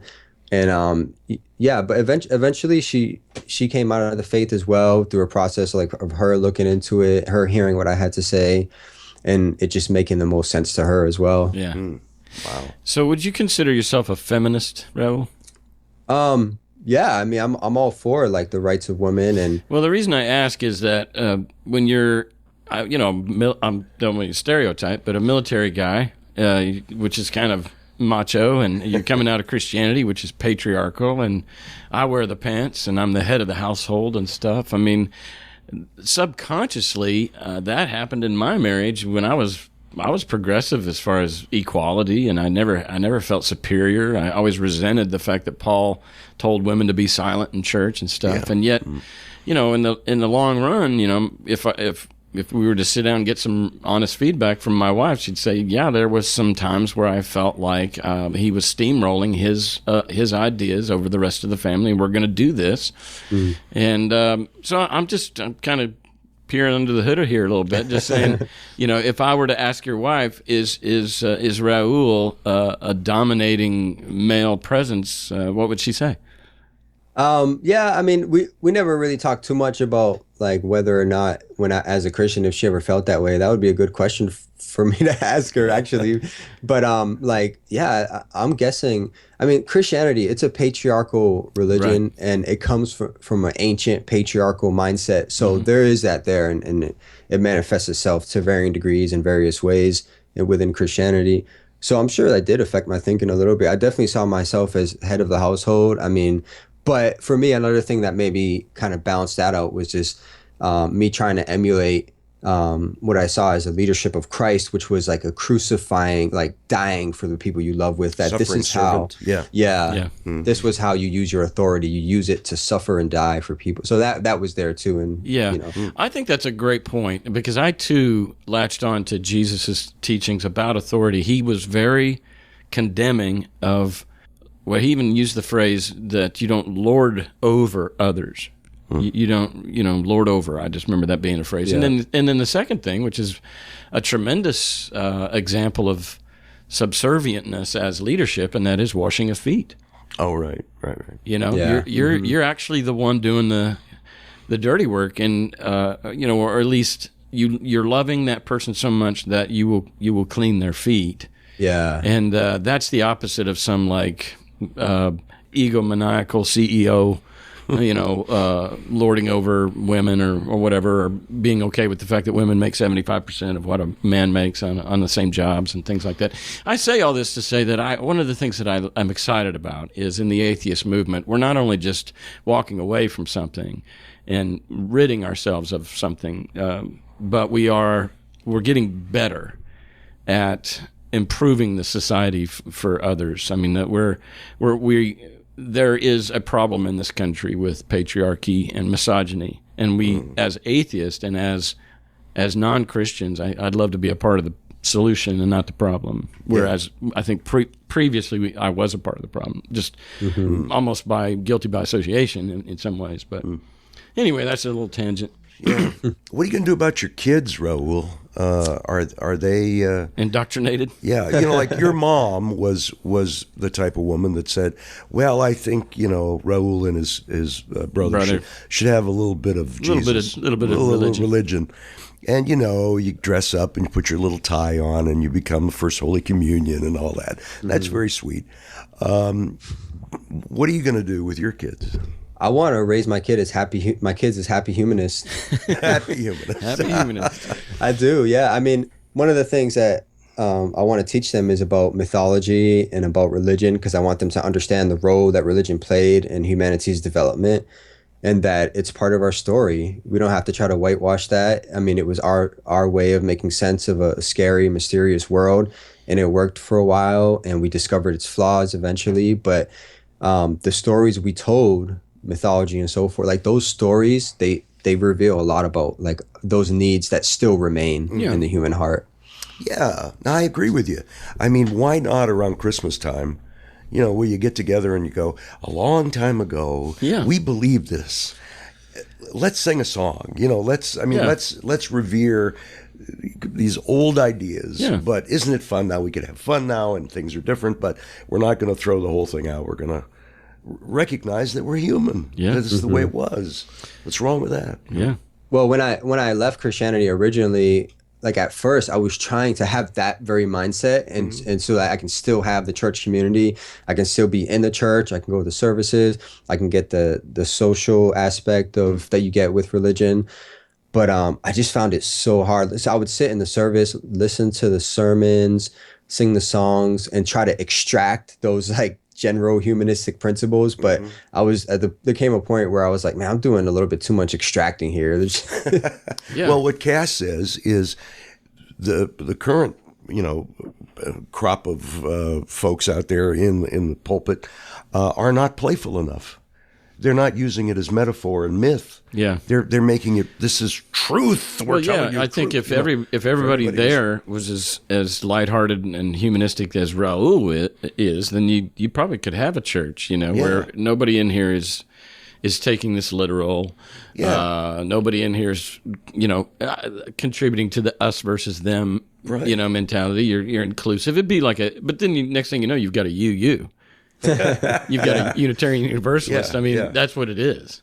Yeah, well, that's true. But I understand the after a while, what is it? You're sifting for gold, and you're trying to extract what you can from this, and eventually it's more work than the little nourishment you get from that. Yeah, it's true. Yeah, you mentioned UU. We tried a UU church here in the area shortly after we left Christianity to see how it would work. And I love the philosophy of like the UU and like the idea of like a humanist church, which is basically what it is because it's very non-theistic. And like, I love that. But for me, I found the services to be very uninspiring and particularly like I think they do a great job at focusing on the broader values that like all religions have in common, which I think is great. Yeah. But in doing so and like focusing on those abstract principles and values, I just feel like they miss the value of story and like entering into the story without necessarily thinking that all these things are true, but still using story and myth, in the way that I've heard that before. There's just criticism before. Yeah, there's some disconnect between head and heart or something. You don't get the heart stuff in the Unitarian Well, church. It sounds like it's just not substantive enough. It's just it just ends up being vapor. I don't know. Well, there's a lot of thinking, and you want some feeling going on, I think. So well, that's funny because some people resent they don't want that. The emotional manipulation that they got from church, and so if you go into a song that maybe gives you goosebumps, there's going to be some people walk out because they don't trust that or something. Yeah, sure. Yeah, everybody's on that on the spectrum of what they can and cannot retain from their Christian experience. Some Unitarians are like, don't even say the word church. They want to hear church, let alone God. They don't want to hear God. They don't want to hear. Maybe they'll say society, the Unitarian Universalist society, but they won't get to congregation or church or anything like that. Some do, of course, but that's the kind of stuff we're talking about. Yeah. Well, and it goes back to Raul kind of having pity on Christians or whatever sometimes, or just his own personal journey with the ontological questions is, look at us as humans. Bless our hearts. I mean, we got this prefrontal cortex that asks why. Yeah. You know, that the animals don't. Yeah. They're playing. They you know, they don't even know that they're alive or that they're going to die. They're just far as we literally, know. you talk about in the moment. They live in the moment. And our brains, we've got to know. We're aware that we're going to die, and we could die at any time without, you know, by means of outside of our control. And who am I? I mean, we are fucked up. And so we're like, even how we started this show, and we were like, thank God or thank the universe or thank science. I mean, we're just lost trying to figure out who we are, why are we here, and I'll be darned if we don't, you know, make a mess of things by trying to answer those questions. Because the more desperate you need that question answered, the more violence you're probably going to end up in. So the background song of the intro to this show, and when Hank Green does his Towering Mountain of Ignorance, the song behind it is Jack Johnson's Never Know. And beginning to end, that song is basically Jack Johnson having pity on the human plight for answers. And the chorus says, never knowing, it's shocking, but we're nothing. We're just moments. We're clever, but we're clueless. We're just human, amusing, and confusing. We're trying, but where all this is leading, we'll never know. That's good. So we're a mess. All right, so let's move into the light-hearted questions. What do you and your wife do for fun? Recently, we've been trying to get more outdoorsy type stuff. Like we went to the beach the other day, and we're gonna try to like do more hiking type stuff. And I just think that's important. I love nature, and we're just so like blessed to have this world. I mean, it's like a big playground, and I want to enjoy it, and I want to cultivate that in my children. Yeah, that's beautiful. So do you and your wife have like a circle of social friends there in the area that you can go to dinner with or hang out? Yeah, so like I told you, we tried out the UU Church, and we tried a few other things. But one of the things we tried out was the local humanist group. Yeah. And at first we didn't like it because it seemed like everyone just wanted to talk about how like jaded they were about religion and how much they hated this and that about Christianity or whatever. Yeah, you don't seem to have a lot of anger about your history, and that's a precious thing, really. It's a good thing. Yeah. Yeah. So we were turned off by it at first, but we hung in there, and like they're good people, and we have good friends there, and so we regularly go to some of those meetings and stuff and have them over the house and stuff like that. Did your deconversion burn some bridges with other friends and family? I don't think so. I mean, there are probably some friends who are just like, oh man, he's just lost, you know. But and they're praying for you. Yeah, right. But I definitely have I still have some friends, you know, who I had as a Christian, and I love them, and they love me, and you know, they challenge me maybe sometimes, but you know, we still have our friendships. Yeah, sure. Cool. How about your mom? Is she still around? Yeah, I mean, yeah, she is, but we don't really talk about religion. I mean, like it was funny because my wife, she comes from a religious family, and her family is very religious, and like that's one thing I loved about her family when I was a Christian, but. So when we left the faith, for her, it was a big deal thinking about, oh no, how the heck am I going to tell mom? Yeah, it was. And so like she told different family members at different times when she thought it was right. And it was just this like long drawn out process and just stressing over how she was going to do this. But for me, because I didn't grow up in a religious home, I didn't even mention it. It doesn't even bear mentioning. It would be weird to even bring it up. That's so cool. Now, how did it go with her family? Some of them are pretty progressive. She has a brother and his wife. They're kind of progressive, and they talked with us about some of the issues that we had with the Bible, and they were very gracious, and they challenged us a little bit, but we sensed that they really like just loved us nevertheless. But some other of her family are kind of more fundamental, and they're harder to like talk about these things with, and so. You know, those relationships definitely underwent some strain. Yeah. All right. So what's something about you that very few people know? Something unique? probably some like fellow humanists / atheists would probably call me a heretic because I'm pro-life. So that's an interesting twist. Huh. Yeah. So I'm not an activist or anything, but it's kind of a distinctive of mine. I already mentioned that I'm into mythology. I'm like going through various mythologies of the world and trying to familiarize myself with them. And I just love reading the stories and thinking through what they reveal about the human heart. Yeah. Are you familiar with Sisyphus? It sounds familiar. He's the guy that rolls the rock up and down the hill. Oh, yeah. I relate to that guy. It's pointless. Everything's pointless is what pretty much is it's the mundane. And, it's the orbit of our life, the 24-hour cycle of sleep, eat, shit, sleep, eat, shit, Yeah, it's a grind. It's a grind. But, exactly. this is the Nietzschean eternal recurrence. I mean, and learning to amor fati, love your fate, say yes to what is, instead of like being embittered by the mundane redundancy of life. You actually find the joy in it, and thereby you overcome it. Right. I mean, that's the Ubermensch. Yeah. Is that you say, because otherwise it's suicide. I mean, if you find this so banal, or maybe even so painful, that you check out. And I think that's a valid thing. Lots of people have done it, and I think they have the right to do it. But if you're going to overcome it and stay and be happy, right, then you have to get used to the mundaneness. Yeah, and you have to do a lot of thinking. I mean, there's a lot of philosophical thinking you have to do, and creativity, and think about how am I going to handle this? Yeah, so, some people can't, and I understand that. Yeah, and in that sense, like religion makes it easy to dismiss some of the harsh realities of life. And as a non-theist, as a non-Christian, you kind of have like your work cut up. It's more. You have to put in more work to figure kind of some of that stuff out, and so in that sense, it's kind of more noble of a task. But and another thing I've been doing, like I've been going through some Netflix shows, and one show that just I think does a great job at playing with religion is Vikings. Actually, that's not on Netflix; it's Amazon Prime. But yeah, it's great. Check that out. Okay, yeah, I hadn't heard about that. Me either. Especially how it relates to religious illustrations and stuff.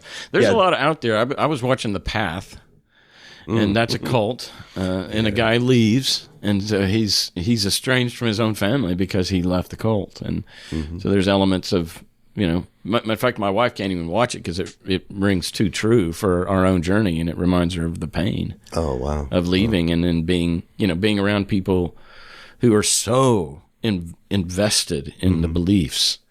That when you leave, they just think you're a monster or whatever. And I'll say this: I don't know if you've had this experience, Raul, but because of the weirdness of our times right now in America with Trump and Christians, especially that are apocalyptic or they're focused on the end times. They're awaiting and maybe even anticipating the end times, and they look at an earthquake or all kinds of natural disasters and say, "See."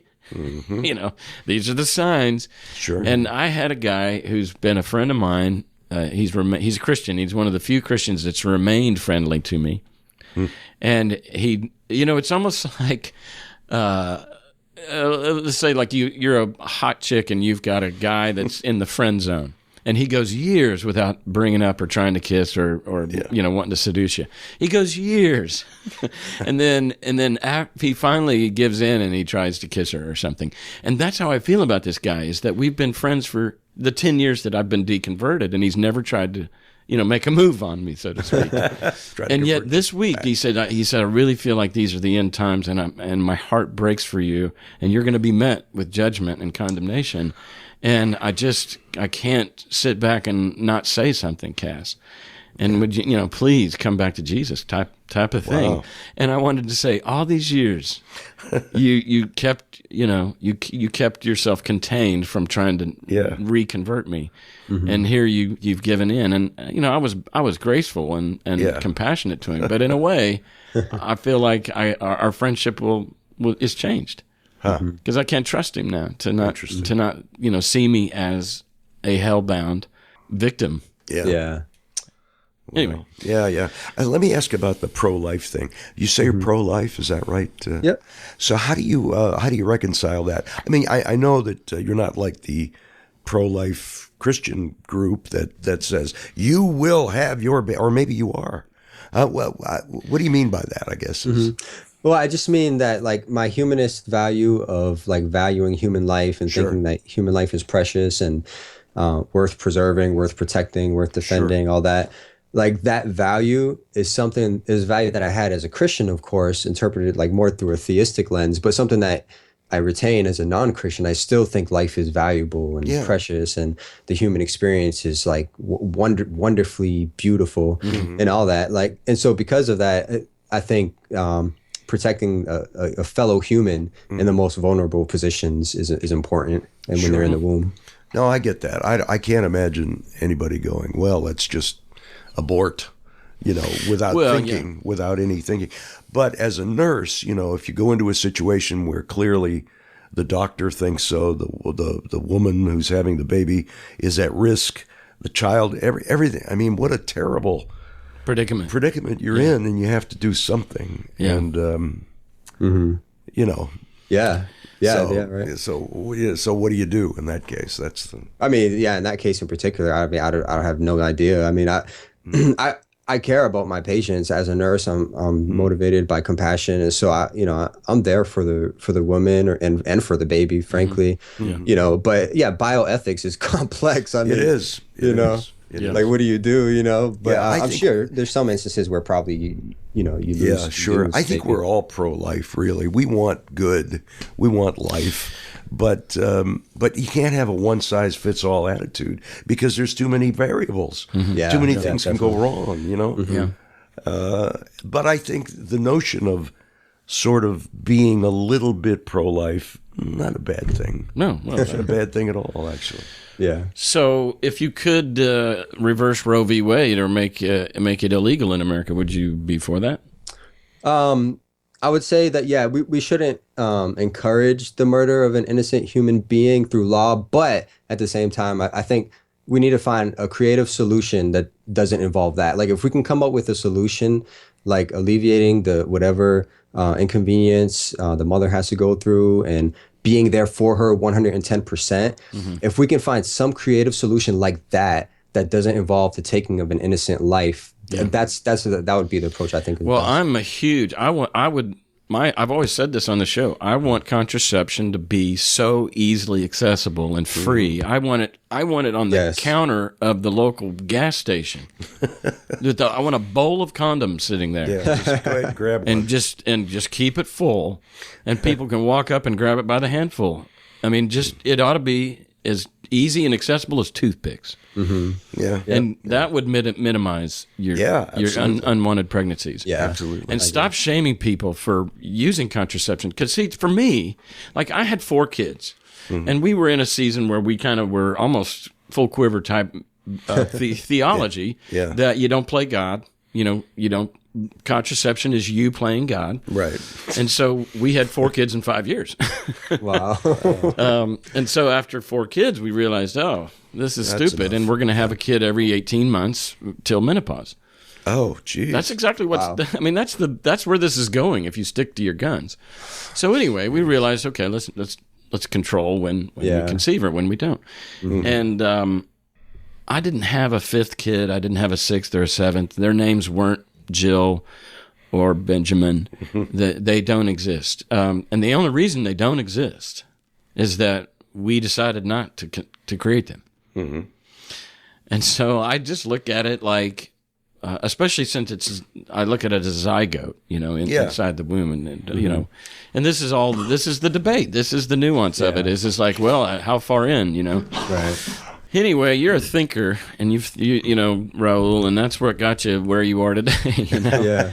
And so I respect that, man, and I think your story is interesting. I really appreciate you reaching out to me, and I hope that it's been an encouragement to our listeners. All right, thanks a lot, guys. I really appreciate what you guys do. I'm a regular listener, so please keep it up and keep having these interviews. They do a lot for me, and I know for a lot of people. So thanks. Oh, thank you thank you for saying that and for coming on. All right, take it easy, guys. Have a good weekend. Okay. You too. Bye-bye.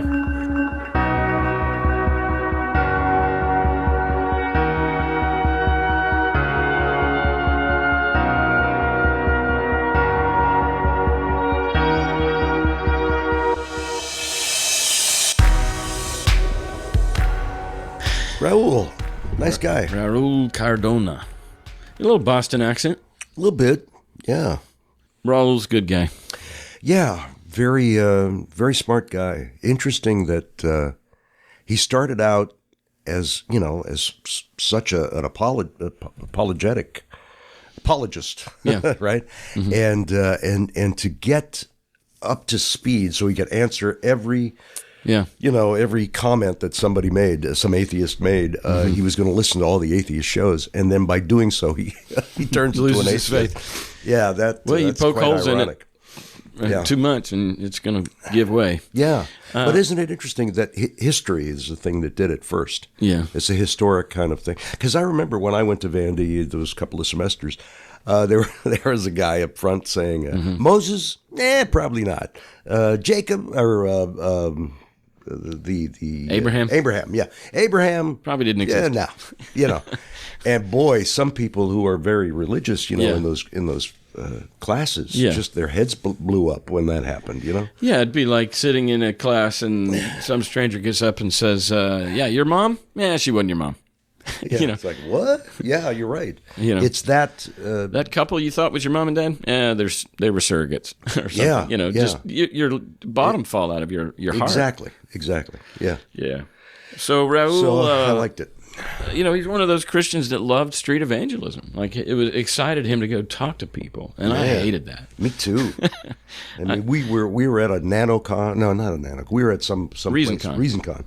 And there was a guy, street preacher, standing outside the hotel, just yelling and screaming at traffic, and it's like, what?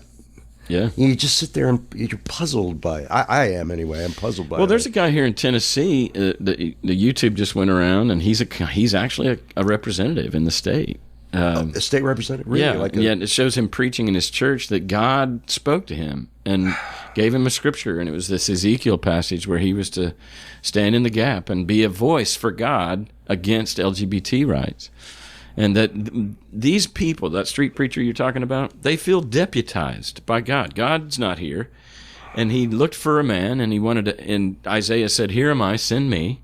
And so you're literally an ambassador for Christ. You are out there deputized, and you're a representative of God on the earth. Mm-hmm. And so you're vocal, and you're admonishing. Right. You're preaching because God's silent. God doesn't have. Right. We are His hands and feet. That's what they tell themselves. Huh.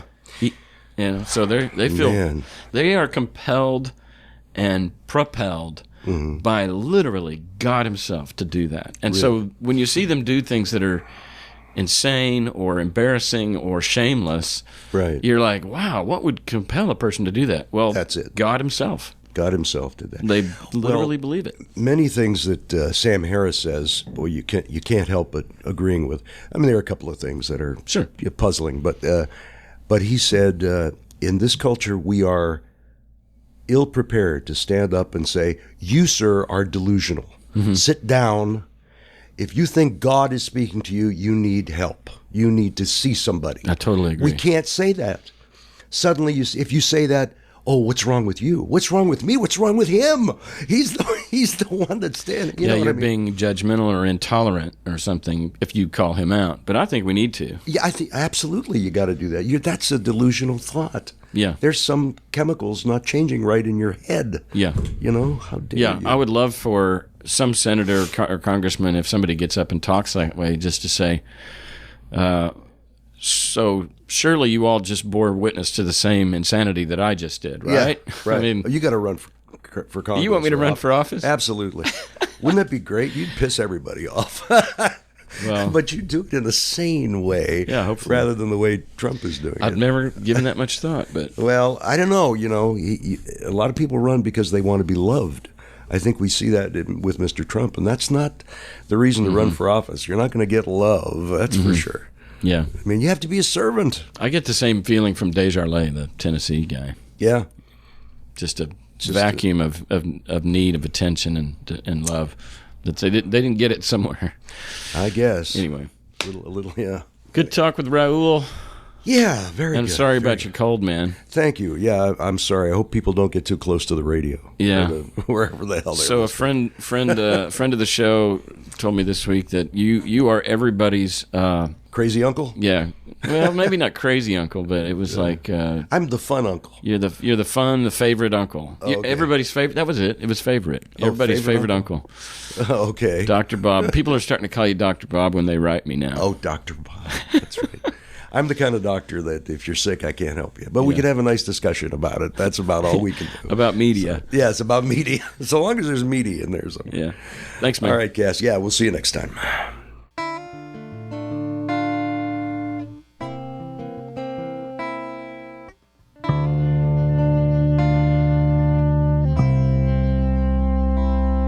She made me doubt the words that made me doubt my worth. She gave me back my mojo when my hope was gone. Her lips so soft and open, oh, I want to taste her now. To gaze into her eyes and fall way down into her soul. 'Cause I'm flying, soaring in a way that is impossible. But why should I not try to do impossible things? For what makes the soul sing is the impossible thing. Took this worn out heart and made it beat again. She took my frozen rigid chest and bid the tension leave. My arms had gone to sleep, but then she filled them perfectly. She gave my mind a reason to leave reason and just be. Because we're meditating, soaring in a place that is impossible. But why should we not try to do impossible things? For what makes the soul sing is the impossible thing. She gave her gaze to me, she gave me second birth. Her lips, the lips of Jesus, forth he raised me from the dead. My friends all called me Lazarus, they mourned for me. They saw how dead I was, but now they see me walking free. 'Cause I'm living, breathing in a way that is impossible. Why should I be surprised she does impossible things? Because we fill each other with impossible things. The picture doesn't do her justice, all who meet her fall in love. When her eyes are on me, I can see a handsome man, reflected in the gaze that takes me in.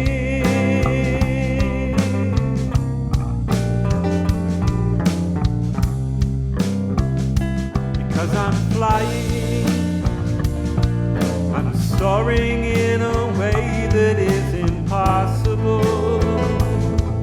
But why should I not try to do impossible things? For what makes the soul sing is the impossible things. Yes, we're flying, we're soaring